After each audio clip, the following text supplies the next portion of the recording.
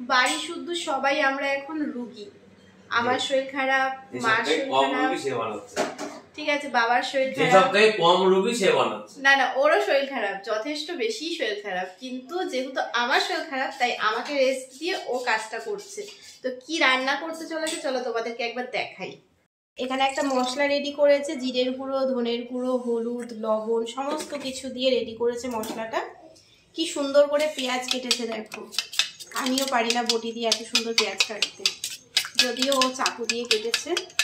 মাছ ধুয়ে লবণ হলুদ মাখিয়ে রেখেছে, মাছের আলু কেটে রেখেছে।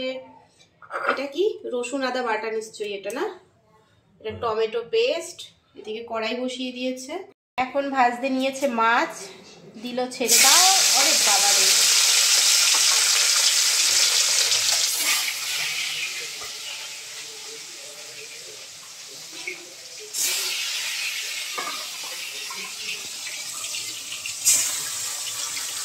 চলো মাছটা ভেজে নিই, তারপর আবার আসছি।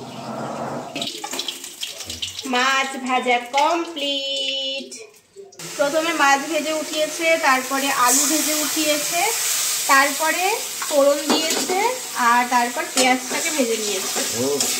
এরপর বেটে রাখা আদা রসুন দিয়েছে বাটা, তারপরে গুঁড়ো মশলা দিয়েছে, মানে সমস্ত মশলাপাতি দেওয়া কমপ্লিট। এখন ভালো মতো কষিয়ে নেওয়ার পালা।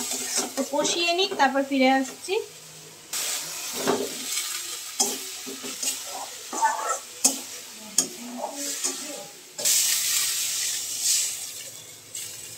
এখন ঝোলটা ফোটার অপেক্ষা। ঝোলের ওপর মাছ এখন সাঁতার কাটবে। আলু সেদ্ধ হয়ে গেছে, ঝোল টকবকিয়ে ফুটছে, তাই মাছকে ঝোলের ওপর ছেড়ে দেওয়া হলো সাঁতার কাটার জন্য।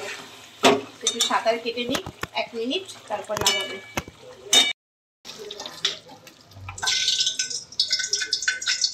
কেমন করেছে রান্না মাছটা?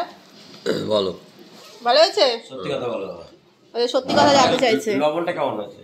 ঠিক আছে, লবণ ঠিক আছে না? মা তো এখনো খায়নি, মা খেয়ে পরে বলবা, ঠিক আছে?